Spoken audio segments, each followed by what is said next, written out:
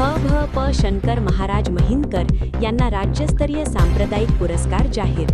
नामांकन यादीतही नाव सातारा जिल्हा प्रतिनिधी सुहास पाटील। सांप्रदायिक व आध्यात्मिक क्षेत्रातील उल्लेखनीय कार्याची दखल घेत भ प शंकर महाराज महिनकर यांना राज्यस्तरीय सांप्रदायिक पुरस्कार जाहीर करण्यात आला आहे।